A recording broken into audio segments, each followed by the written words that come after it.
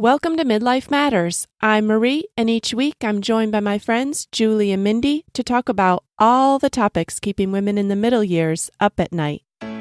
This week we're continuing our once-a-month happiness series based on Gretchen Rubin's best-selling book, Happier at Home. In the month of October, we worked on increasing the happiness of our marriages. Find out what we wanted to change and how it all turned out. Let's get started.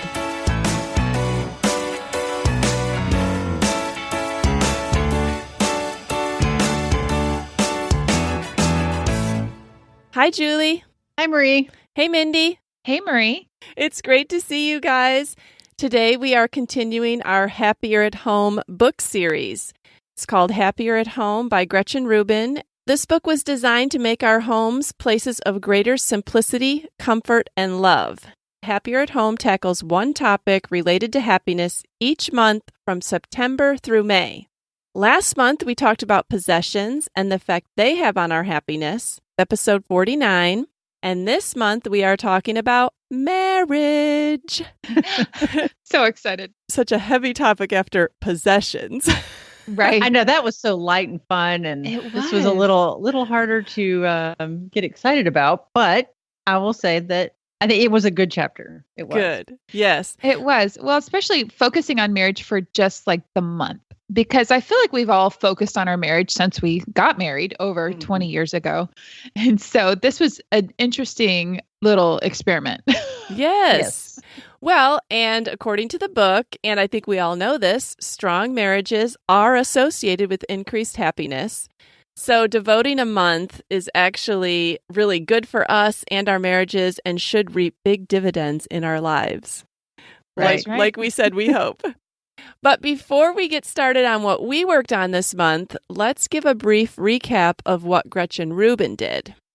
And she, like us, considered herself to be happily married, but she wanted to achieve more happiness. So in her marriage chapter, she talks about how spouses influence each other's happiness levels.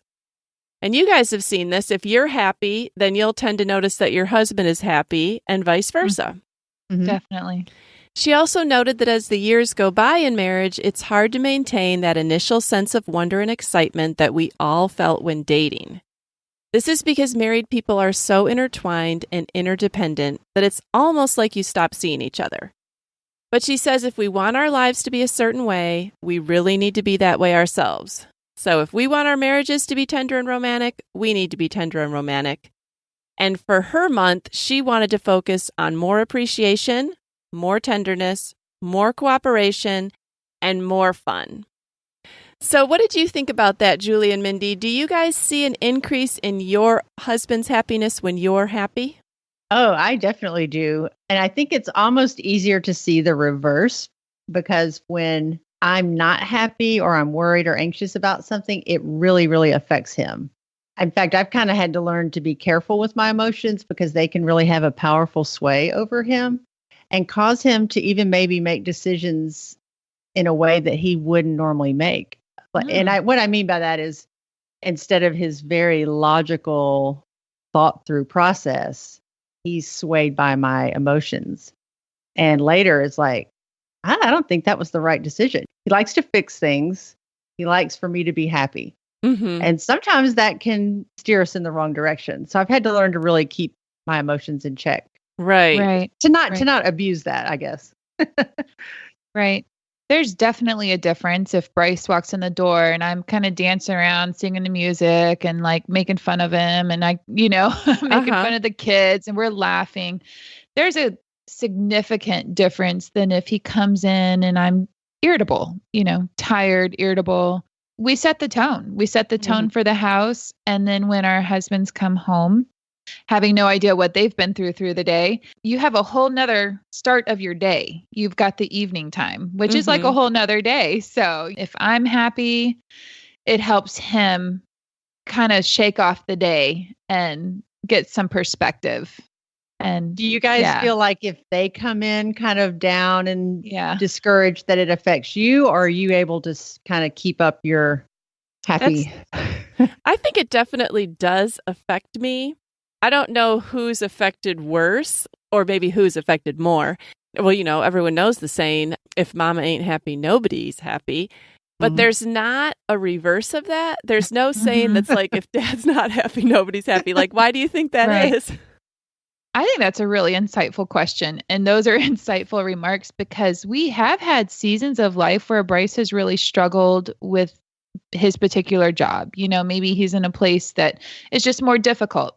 It was hard. It did affect our home. And I think when you come out of that, and then I feel like the Lord's really worked on him in that so that when he comes home, he does try to leave, work at work and enjoy the family. But it's hard. Any person that goes to work for, more than 8 hours in a day, it's easy for that to bleed over into your home life. He definitely walks through the door having had a rough day. He needs a little time, like he needs to eat. I want him to vent. And if we can have kind of a safe place to vent, he can kind of get things out or whatever. And then it's like he can move on.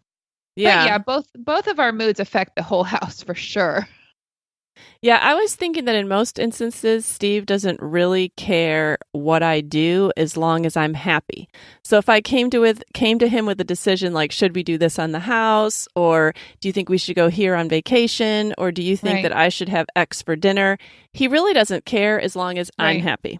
Right. And he'll say that. So I feel like he's freed up to do his life better if he's not worried about whether or not I'm happy. Yeah, I think you nailed it on the head, Marie, because John has said that to me before. Like, I'm always asking him, what should I do with my hair? Would you think my hair would look good like this or this? He goes, you know what, Julie, as long as you're happy with it. He doesn't want to hear me complaining about my hair. So, and that is true about most anything. It's like, if I'm happy, he's happy. So, right. Yeah. Yeah. Well, and that's why sometimes when I meet couples that don't operate like that, I am flabbergasted. Like, I am flabbergasted by husbands, and I know they're out there, that care what kind of curtains the wife puts on the windows. Steve could not care any less. But I know there are husbands that actually won't let their wife pick out curtains without them approving them. Oh, okay. Well, this is funny, all right, because Bryce very much cares about the curtains in our house. However, I don't have to get things approved. But one of the stories that I was going to share over this month was about the curtain choice that I had. Well, I am looking forward to hearing that, Mindy, because like I said, it fascinates me when men have an opinion, because Steve literally would not care if I painted our house purple and put a giant green smiley face on it. He does not care. Now, John does care about the home, but probably not curtains, but there are things he does care about. Right. And I know that I need to consult him, Yeah. Yeah. Right. Well, so interesting. I think that's another thing, is you can't just lump men all into one category. Like, some men are going to care about some things and some men are going to care about others. And every wife has to learn that balancing act on what makes my husband happy. It's true, because if you go into a marriage assuming your husband doesn't care, you start making all these decisions and he's like, I thought we were in love. I thought that what I wanted mattered. Like, this means a lot to me. And you're like, oh, I'm sorry. Yeah. I didn't know you cared about that. But you're right. Like, all men are different. They're not just one dimensional. Right. Well, all of us have been married for 20 plus years. Did you guys notice her phenomenon when you were reading that she talked about not really, in quotes, seeing each other anymore? I definitely could see that. I think that it would happen very easily and very naturally if not brought to your attention, because I think you just kind of assume that people, the way they are, they're just going to stay that way the rest of their lives. And so you forget to keep asking questions, or you forget that you're both still changing. You're both still growing. To continue to change together, you have to be so intentional. You have to continue to ask questions, and, your likes change and your desires change. Well, how do you feel about that? And things like that I think you have to be open that they're going to change and you're going to change too. Yeah, I definitely see that has happened at times in our life. And I think especially kind of in this empty nest phase, we're still trying to figure out, now that the kids aren't kind of between us all the time, how are we going to relate to each other? Because it was really easy to kind of get stuck in our roles, like to think about the other person solely by what they do, like the role they play. Like you go to work, you drive this carpool, you discipline, you do this, I do that. You had these roles. And now we don't have those roles so much. That's changing for us. And I think it's easy to kind of take people for granted after you've been married for a long time and not appreciate them the way that we really want to. We just kind of get stuck. I know when John comes home at night, I've kind of gotten into a habit of not stopping what I'm doing. Like if I'm sitting there on my computer working on the podcast or I'm cooking dinner, it's just like, hey, and he passes through. And after reading this book, I thought, oh, I don't like that. That's just not right. I need to recognize that, okay, he is home. Something has changed here. And I just need to put away what I'm doing for that moment. He likes it when I pay attention to him. I've tried to do that this month, to just recognize when he comes home and pay a little extra attention, stop what I'm doing. So. I do think I tend to take things for granted that are always around, just like we all do. And that's been one of the benefits, I guess, of Steve traveling. Like for the first 15 years or so of our marriage, I could probably count on one hand the number of nights he'd ever been gone, like we had been gone from each other.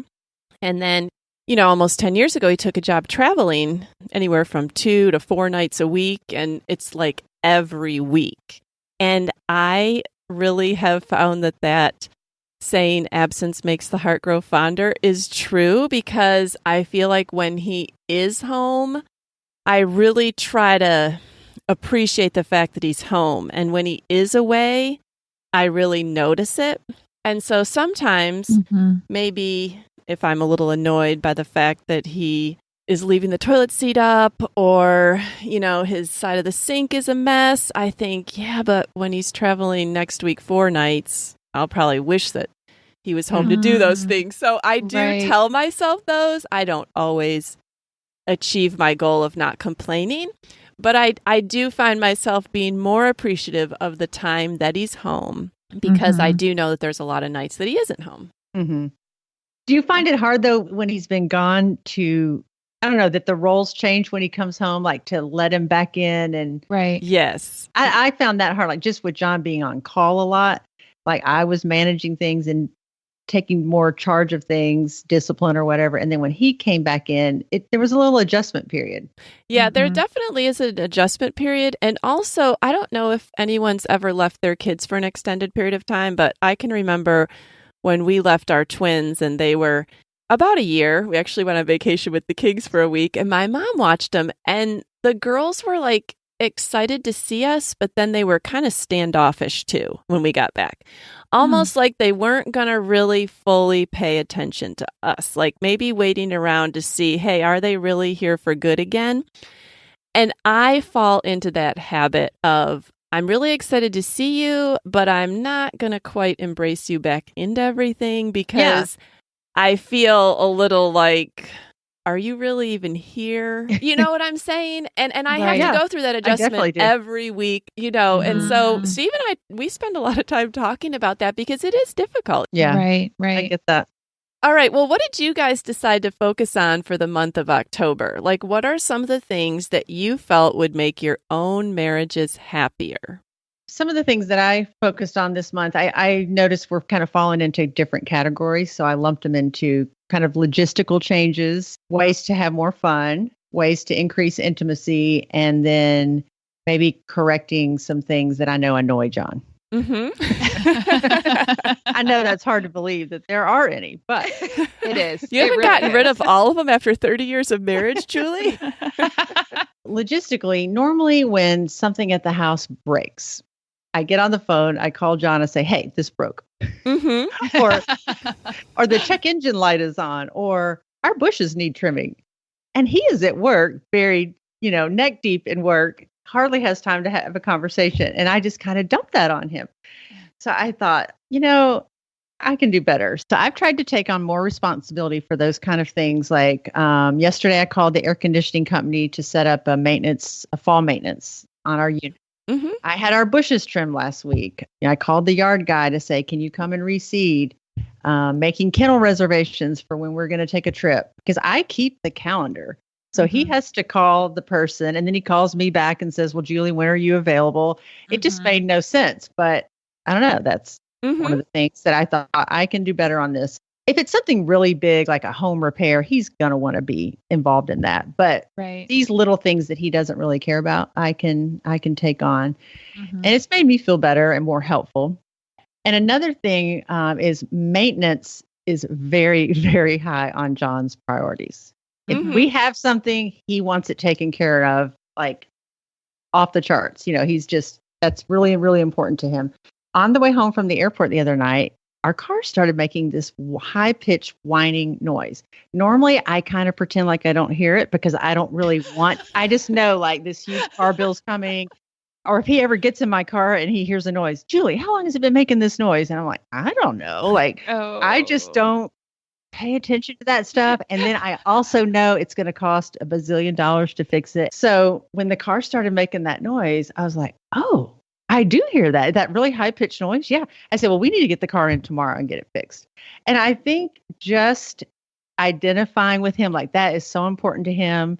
Right. That he wants it to be important to me too. And he used to kind of have to fight me on this. Like, like, Julie, don't you hear that noise? How long has it been going on?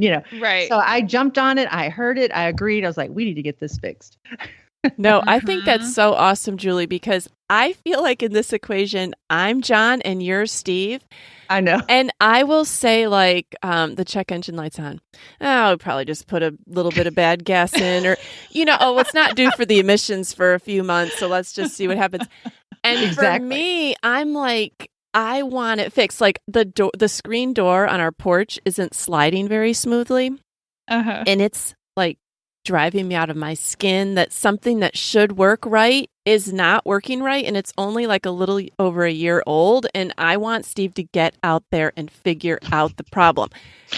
He does not care what the problem is. We can technically shove it closed, so that's good enough for him. And Marie, it's probably the change in the weather. It's funny because it started happening on a rainy day, and he's like, oh, it's raining, I'll have to wait till it's done. And then he's on the road again. And he can't get to it. So anyways, I can totally identify with how John feels. If Steve would just say, oh, I hate that door's not doing that. I am going to take care of that on X date. I could feel like he understood the problem and he was on top of it. Yeah. And I have done that for 29 plus years. So yes. Well, maybe 30. Okay. All right. I interrupted you though, Julie. What else were you going to work on? Okay. Having more fun. This was kind of an interesting topic because, I've told you about our routines. We're not very fun people right now, but this is just a very small, maybe seemingly insignificant thing, but John doesn't have much time to talk on the phone, like real conversation during the day. But I noticed that he texts me all day long. And sometimes he'll then text me again or call me. Did you not get my text? And I was like, oh yeah, I saw it, but I just didn't respond to it. So I thought, and he has actually called me during the day and said, hey, I just have a few minutes. How's your day? And then I tell him, and then he asks me some more questions. And then I get into a big problem, or I'm telling him way too many details. Like too much. Yeah. Yeah. And he goes, Julie, I do not have time for this. I'm at work. And I said, you called me. I get so frustrated. So I've started noticing that texting is a great way for us to stay connected during the day and kind of have a little fun. Like he sends me these really funny GIFs and stupid comments, things he's seen on Facebook or shared that he does have time for. He just doesn't have time for this extended conversation. So I'll say that I've gotten a lot better at responding and I'm getting really good at GIFs. Whereas I used to think, well, he just doesn't have time to talk with me. Then I just won't call him. We won't talk. We'll talk later. Right. But no, just because it's different than I wanted it or expected it to be, we found another way to kind of stay connected and have fun. And it's just really light and funny. Right. No, I think that's great. And I don't know. I mean, I'm guilty of that, ignoring my husband's text. Sometimes I won't have even opened them, and he'll pick up my phone later and be like, "You never even opened my text." I'm like, "Well, I read the first line, and I could see it wasn't anything important." So why? Why do we do that? Why do we do that? Like, if he wasn't texting me, I would be upset, but I don't know why I don't even bother opening it. If it said urgent, Marie, you must open, but right. That's pretty sad. Oh no. I'm glad I'm not the only one. No, you're not. You're not alone. I'm sure there are listeners right now nodding their heads. Yes.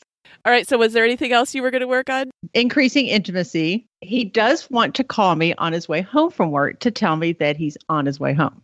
Right. And that used to be, when I cooked dinner, that was my cue to start dinner or to think of something to pull out of the refrigerator. Yeah.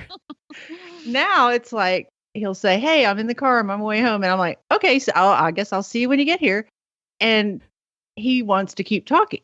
Right. And I'm usually like, I know that I sound very distracted, very rushed, eager to get off the phone. I'm not a huge phone conversation person anyway. Mm-hmm. But I have learned that this is the time that he wants to talk. Mm-hmm. He didn't have time all day, but now he's got about a 45-minute to an hour commute.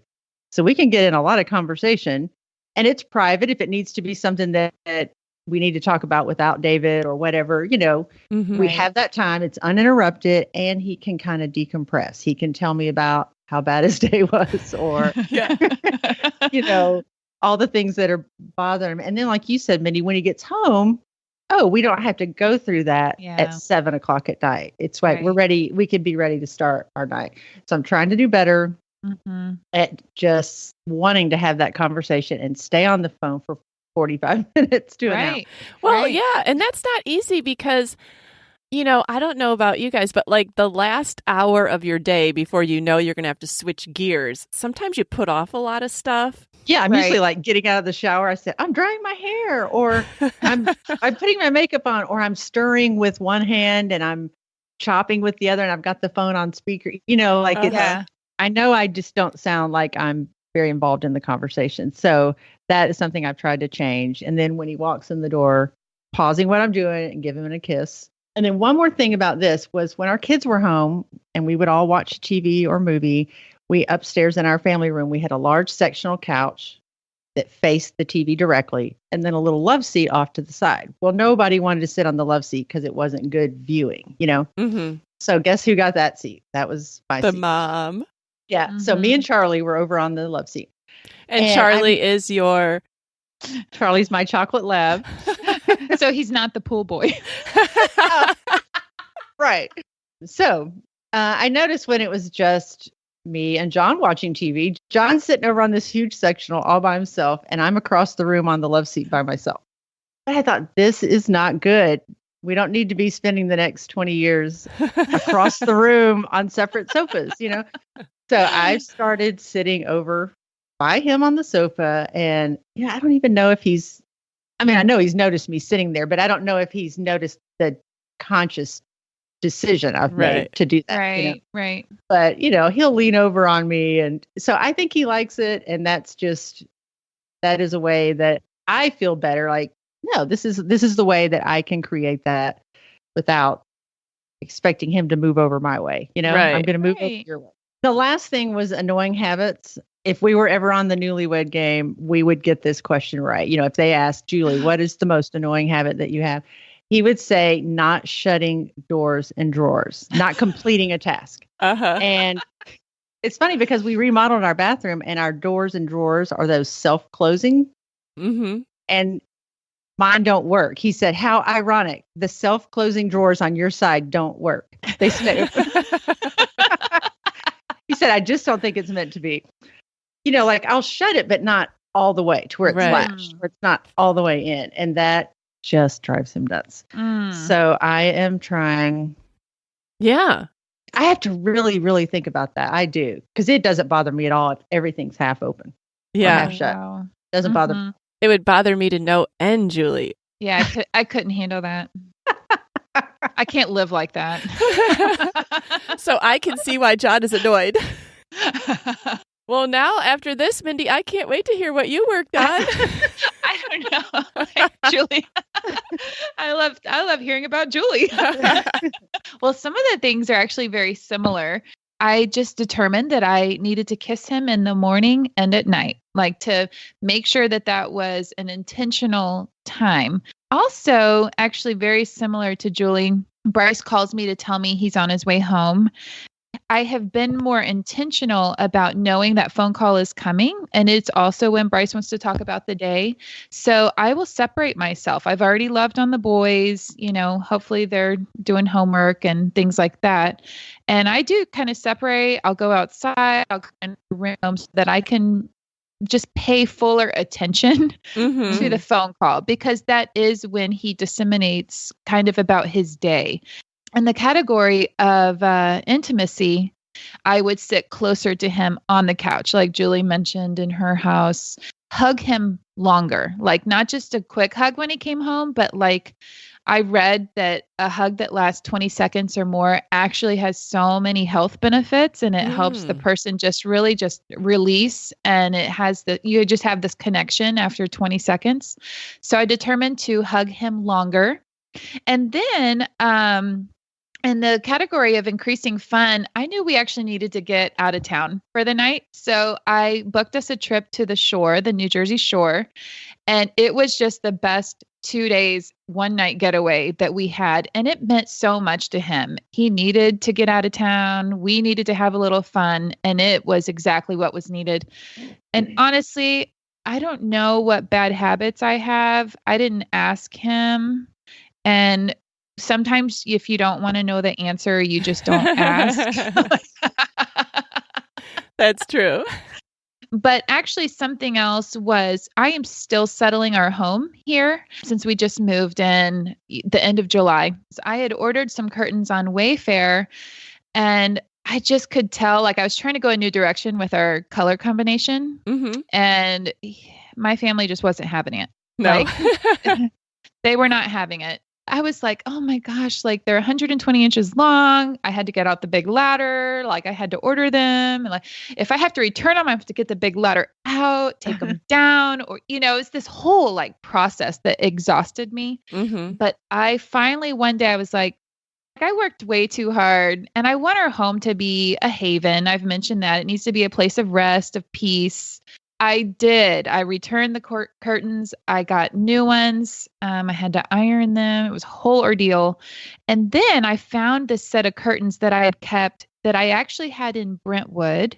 I ordered them from World Market in Brentwood. Okay. All right. So that years was years ago. Long time ago. But these curtains just have a special place in our hearts, because I repurchased them when we moved to Knoxville, because the ones in Brentwood stayed with the house. I think I know these curtains. I know. I think I do too. Okay. I hung those same curtains in our Eden kitchen. And I cannot tell you the joy on my husband's face when he walked in. He said, "This feels like our home." Oh, yeah. And that just made me feel so good. I'm like, forget the new decorating scheme. Forget the new color palette that I was going for. Right. I want this to be our home. And those curtains actually brought him joy to feel like, we've moved a lot. So to have something that feels like yours.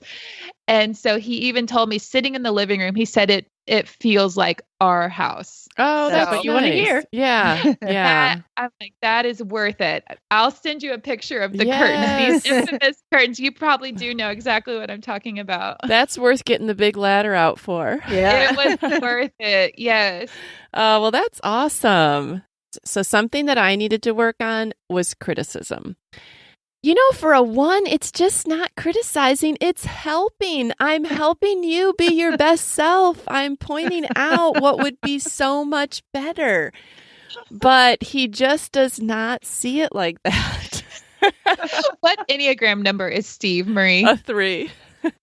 Nice. And so I feel like the things I'm saying would be helpful if they were implemented, but he does not take kindly to it.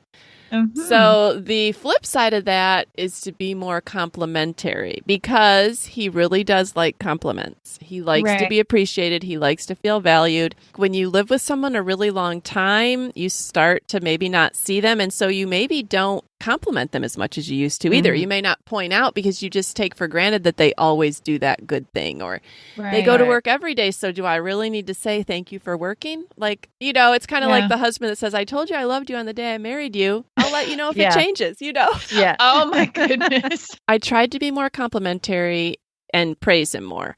Then also in the area of intimacy, like I said, when Steve comes home, a lot of times I feel a little standoffish. Like, I'm glad he's home, but I'm not going to warm up right away.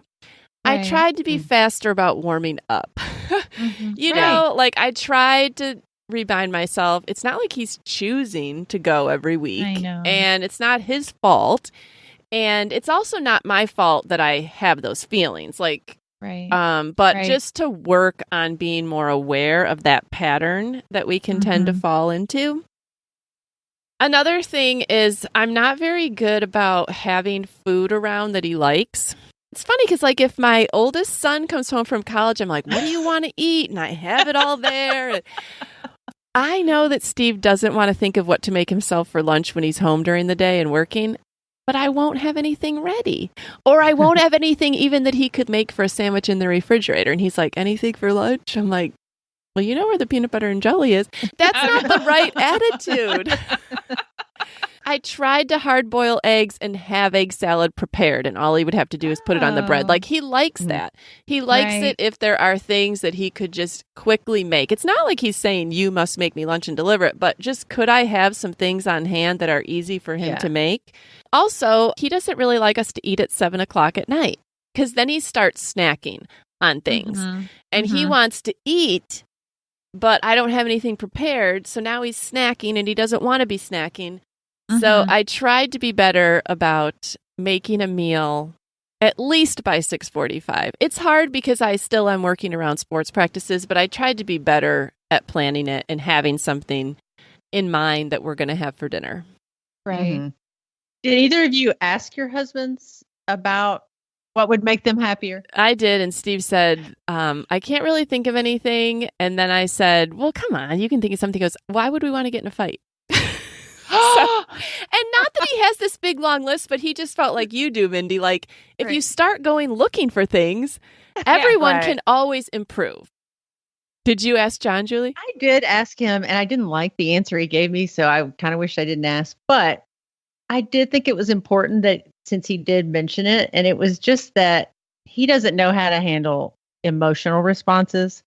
And sometimes he says when there's like a family issue or some disappointment or some worry or some anxiety producing time, he says, in my mind, in his mind, he knows how to handle it. He knows what the next step is. He knows how we need to proceed. But his biggest concern is how I'm going to handle it and how he's going to handle that. Like what your reaction will be. Yes. And he worries about that more than the issue at hand. Because my emotional response is usually like a pendulum. It's way off to the side. Okay. And if I'm a processor, if I can think about it or talk to a friend or talk to God, usually I'm going to swing back to a more reasonable response. And that's the point I need to talk to him about it, not when I'm way out here. Right. And that's hard because you want to talk. I think I kind of went through a phase where I'm like, no, he's my husband. I need to share it with him. But maybe not. Maybe that's not wise if he can't handle that. Right. Like, he needs to have a more thought out, processed response. And where I really am going to land, not the way out extreme emotional, because he just doesn't deal well. He just doesn't deal well with that. He doesn't think that way himself, and he can't relate to how I'm feeling. He can't relate to why I'm thinking that way. And so he doesn't know how to help. He doesn't know how to fix it. And he finds that very frustrating. So I'm trying to keep that in check. It's hard. Yeah, it's hard for the person hearing a way out emotional response, because I immediately jump to fear. Like, what if we stay here? Or what are they going to do now in this position? Like, how are they going to react or go forth if this is the way they feel? I rarely cry or scream, or it's more of a fear-based thing. And I think John doesn't operate in fear, so he just can't even understand how to help me out of it. Right. You know. Whereas I could understand your fear, but I'm also a fearful person, so now I'm even doubly more fearful. In my world, everything works out to be just fine. I want to live in Mindyland. Let's not think about it too long, okay? Because everything's going to be fine. All right. Well, how did our months go? So we talked about, what we decided to focus on. And we don't need to go through how absolutely everything that we worked on went, but just overall, do you feel like your husbands noticed any of these changes? And if so, which ones did they notice? I was gone for a week, so I feel like we're just starting this. And like I said, I think he's noticed, but I'm going to keep doing them and hopefully, Right. I haven't gotten necessarily a response from him like, wow, I've noticed this or this or this, but I do think he's noticed. Not even with the cabinet closing? I don't know. It's kind of interesting because that's the way he expects it and wants it. So I don't know if he'll. Okay. I think that just might be like, oh, this is the way life should be. Right. Do I really have to praise her for doing what she should do anyway? Right. I don't know. He may not be giving out the gold stars like Gretchen. Right. Talked about. Well, what about you, Mindy? Did Bryce notice anything in particular? You said he definitely noticed your attempts at making your house feel more like home. Yes, that was he had a vocal praise multiple times about how the house felt like home. And then he definitely enjoys it when I sit closer to him on the couch. And I still don't do it enough. Like he would still love for me to sit down and kind of let things go for a while and just chill with him. So I need to work on that some more. Oh, he did love our trip away. He was so thankful that I planned it, organized it. We had fun. I didn't wait for even Grant to be able to go. Like Grant still had football practice and had to stay home. And that's hard, like as a mom to think, oh, let's go on a trip and leave half our kids, But he said, I just appreciate that we still did that, even though like Grant couldn't go. And it was probably good for your younger kids just to get away with you guys. Yeah. We had a lot of fun on that trip. We taught them to play spades, and then they really enjoyed, like the four of us played spades when we were in our room. And there were just some really fun things that we did in Ocean City, New Jersey, and it was gorgeous weather. So yeah, it was really, really nice. So those were the two things he vocalized that he loved. Yeah, I don't know if Steve noticed any of these things as he's listening. He's probably thinking, well, how many times did she have something in the refrigerator for me to have lunch? Or, and like the book says, you're really doing things about yourself that would make your marriage happier, not necessarily things that your spouse has been on you about, Right. So it's maybe that they may not even notice. It may just be that you're happier because you're changing. One thing I think that might fit here that I wanted to share was I really identified with Gretchen on the very last section of the chapter. It was entitled Taking Driving Lessons. Yeah. Which at first I thought was just so odd because that's just so foreign to me that somebody our age wouldn't know how to drive. Right. But her point was it bothered her that she had let this fear kind of take control and that she couldn't overcome it. She wanted to master it. This past week, I had the opportunity to travel to London with a friend who was already there. So I had to travel by myself. I was really excited because you know how I love to travel, but I was kind of fearful to make that trip by myself. Like I had to fly over there by myself, get to the house by myself, ride the train, ride the tube. Oh, wow. And one thing John has said over and over to me is he finds self-confidence attractive. And I think it's his way of saying, buck up, get some more self-confidence. So when we travel together, I follow. He is very happy to lead. John loves to be the leader, and I am fine following. But when we travel, I totally follow. I pay no attention to anything. So it appears as if I couldn't find my way out of a bag when we're someplace. And so when I got this opportunity to go, he said, well, yeah, you should do it. And even when I was doubting it, he was like, no, do this. This is a great opportunity. Go. I want you to go. He goes, I'm jealous, but I want you to go. Yes. And so I just really appreciated that because it was such a confidence booster for me. And just like driving made her a happier person, doing this, not just because the trip was fun, but just that I was able to do it. Right. I got there by myself. I navigated the whole city of London by myself, and we never were on the wrong train, never were going in the wrong direction. We saw a lot. We managed to take 3 trips out of the city on trains, and it was just a real confidence booster, and I felt really good about it. So I'm hoping he sees that as attractive. Right. Yes. Well, and what she was talking about too was one of the reasons she learned to drive was to take some things off her husband's plate, because she felt like every time they went on vacation or anywhere they ever went, no matter how tired he was or how distracted or what he had going on, he had to be the driver because she felt so uncomfortable doing it. And I think that that's like with the traveling thing. Now you can be more of an equal contributor to the travel, and it doesn't all fall on John to lead everybody around and make sure that you're going in the right direction and all that. And I don't know that I think he's perfectly happy with that. I mean, John he likes to lead. Let me just say that. But at the same time, I think men like to know that their wives can take care of themselves. You know, they don't want, it's not like he's wanting to rule over me and me to be helpless. Like he's telling me, I want you to be able to take care of yourself. I want you to be able to do these things on your own. I want to know that. It's kind of like with our kids, we love that feeling of being needed. But at some point, independence, their own independence feels good to us too. Yes, absolutely. I'm proud of you, Julie. I mean, seriously, that's a big feat, like navigating London and the airport and all of that. Well, one of the things that I also found interesting in the chapter was that she said that studies show that receiving a spouse's effective affirmation, such as actions of words of love, appreciation, desire, and support, is very important to the happiness of husbands and wives. So like having your husband say, I love you or I appreciate you is very important to both the spouses, but surprisingly, husbands need those gold stars of applause and recognition even more than wives. And that really stuck out to me. And the reason why was so interesting because she said that women tend to get more positive support from relationships outside of marriage, such as friends, family members. Husbands really don't get that. Like when they go to work, their colleagues aren't patting them on the back and building them up all day. Sometimes the only people that are recognizing and building them up are their wives.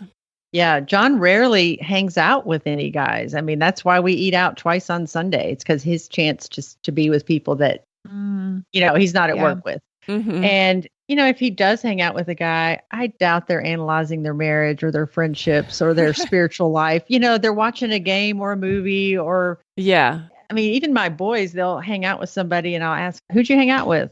So-and-so. They might not even know their last name. It's like, really? Right. It's just not very close. And I tried to keep that in mind all month, like complimenting Steve. I might be the only person doing that. I might be the only person saying thank you or I value that.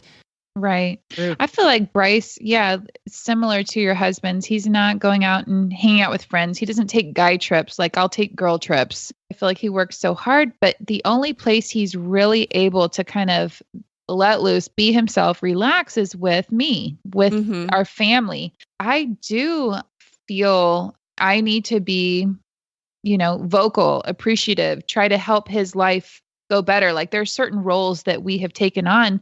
And right now I don't work, he provides everything for our family. And so I think, well, if I'm staying home, doggone it, I'm going to make sure his life is as great as possible when he's here. That is my job. And yes, I want to be my husband's cheerleader. I want to, let him have a sounding board, have a prayer partner, have someone to have fun with, and I want to make sure that his time at home is as enjoyable as possible. Right. Lots of times we want to do that. and then we get tired. But then we don't always succeed. So if you're listening, husbands, know that we want to do that.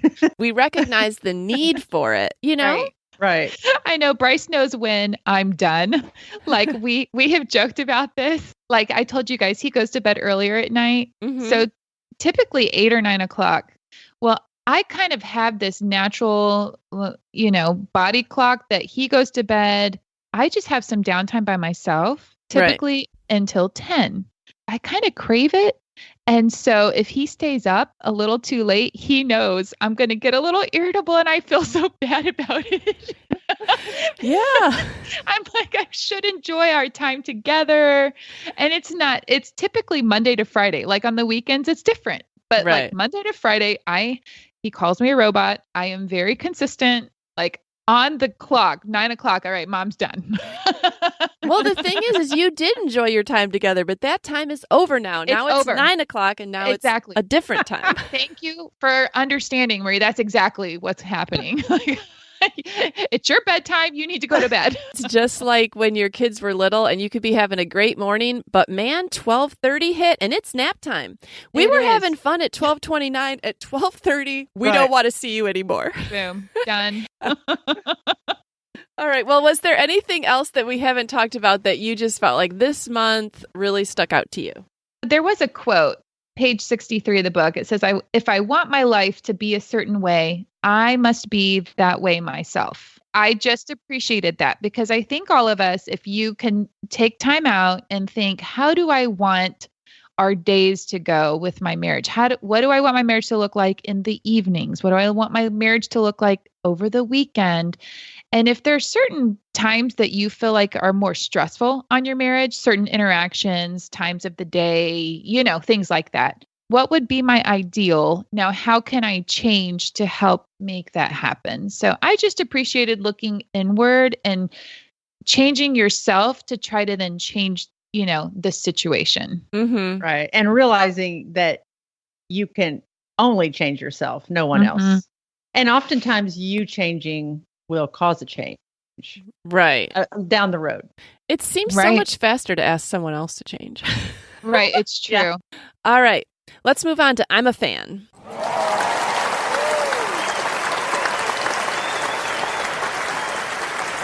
All right, Julie, what are you a fan of this week?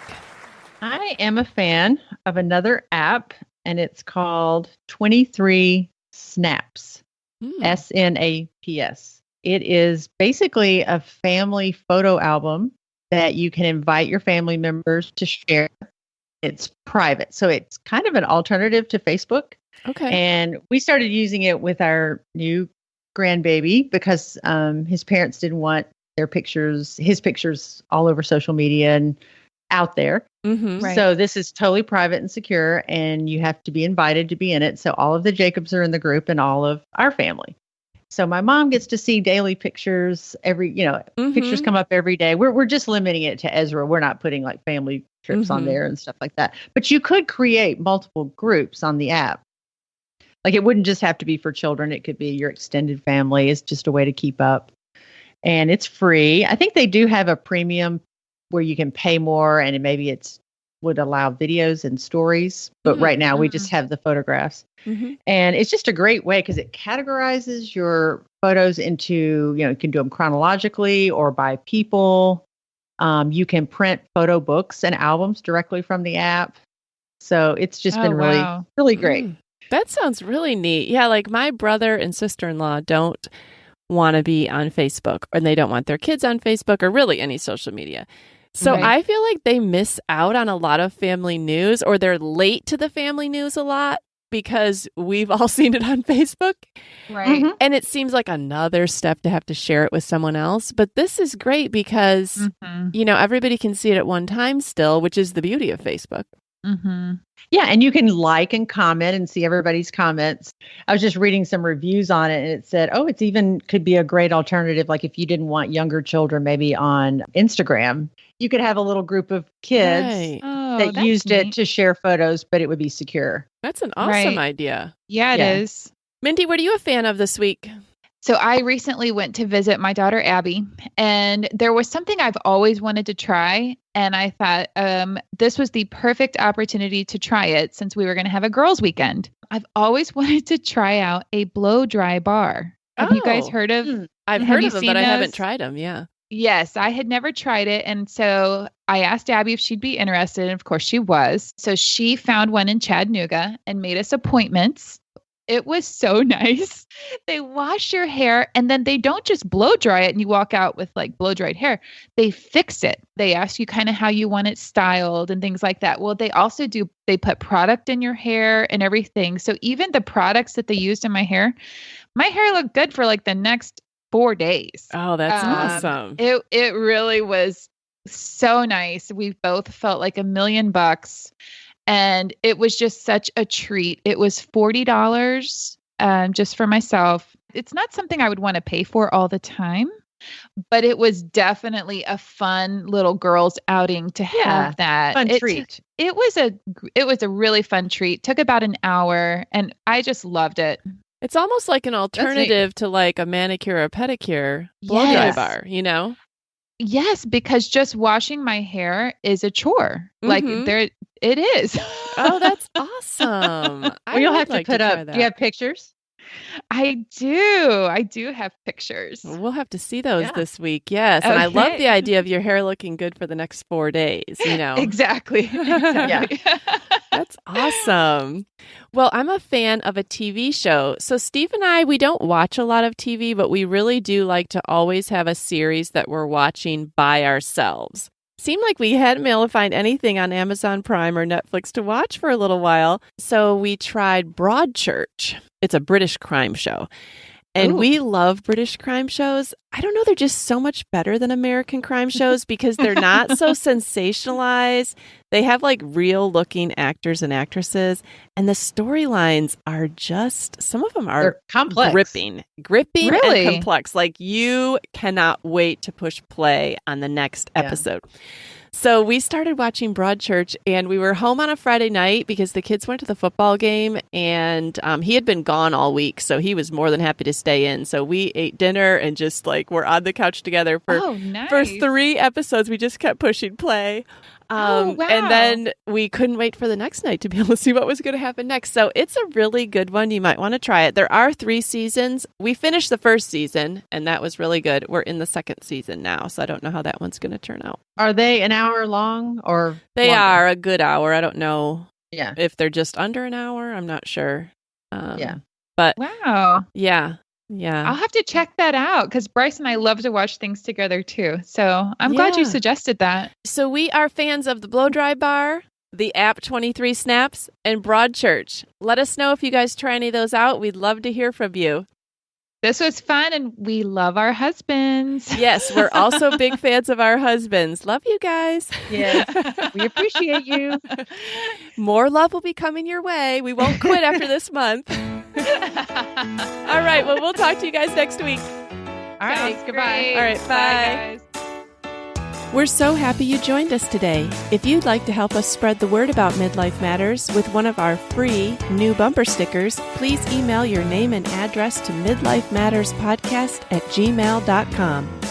Also, please tell a friend about the show and help them hit the free subscribe button on their favorite podcast app. For links to everything in today's episode, see our show notes at midlifematterspodcast.com or come and follow us on Instagram at Midlife Matters Podcast. That's where we post pictures and stories about all the things we talk about in each episode. Thanks for listening, and we'll see you back here next week.